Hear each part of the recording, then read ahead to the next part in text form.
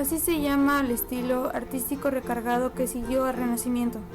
La palabra deriva del griego baros, que significa pesadez, mientras que la opinión más extendida lo relaciona con la voz portuguesa barroco, perla irregular con deformaciones. El arte barroco es un fenómeno complejo de índole social, político y religioso.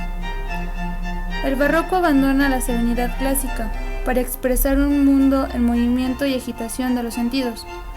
Por tanto, la tendencia del barroco es a la exageración y a la ostentación. Es dinámico, que a pesar de presentar características constantes, evoluciona y adquiere originalidad en cada país.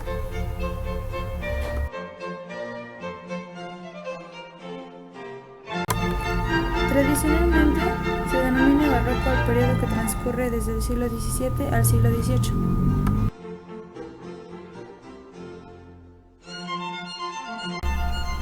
Causas. Frente a la tendencia protestante al construir los edificios para el culto de una manera sobria y sin decoración, la Iglesia Católica usó para sus fines litúrgicos la grandiosidad y la complejidad barrocas. El papado reaccionó contra esta división que provocó la reforma iniciada por Lutero, generando el movimiento que se conoció como la Contrarreforma, también conocido el arte de esta etapa. La Iglesia también alentó a los artistas para que se alejara de los temas paganos que tanta aceptación tuvieron durante el Renacimiento, así como evitar los desnudos y las escenas escandalosas. Si bien el arte barroco nace en Italia, rápidamente es adoptado en Francia, en Alemania, en Holanda y en España, quien lo desarrolla hasta lo máximo en las colonias de América.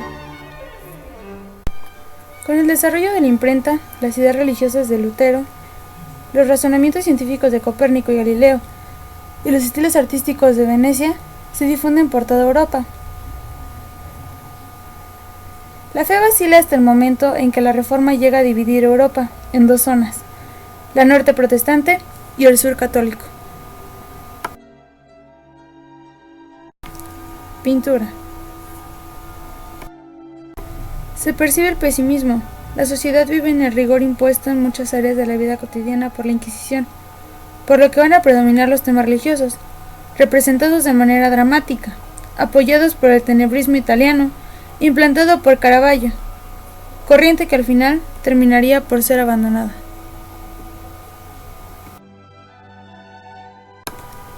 Cristo crucificado.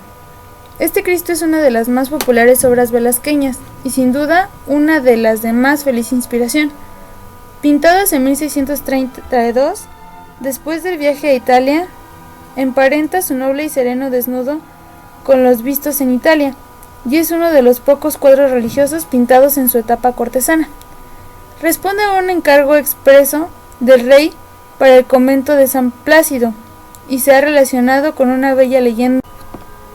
En la composición del Cristo sereno, con 4 clavos y la cabeza inclinada, hay un recuerdo del que en varias ocasiones pintó su suegro Pacheco, cuyo eco llega también a Alonso Cano.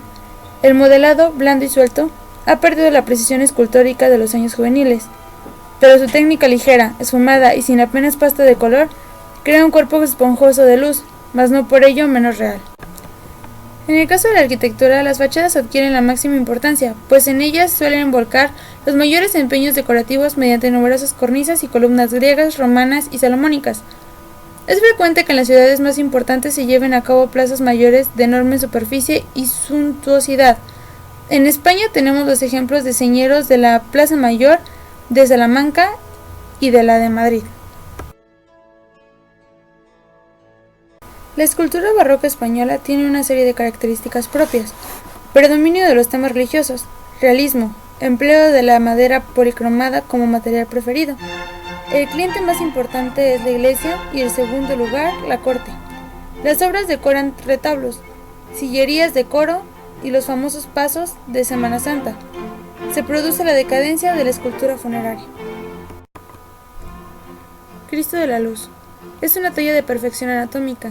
Se crea en el dolor y patetismo del rostro, reflejando dolor y sufrimiento con profusión de sangre. Los pliegues son rígidos, al estilo goticista. A falta de documentación, el Cristo de la Luz ha sido situado con unanimidad en una fecha cercana al año 1630, dentro ya del periodo final de la producción de Gregorio Fernández. Se puede afirmar que se trata de la culminación de la iconografía del crucificado, que sigue una evolución paralela a la del Cristo yacente, en la que partiendo de obras más rotundas, con anatomías musculosas, se llega a la versión mucho más delicada y cargada de dramatismo.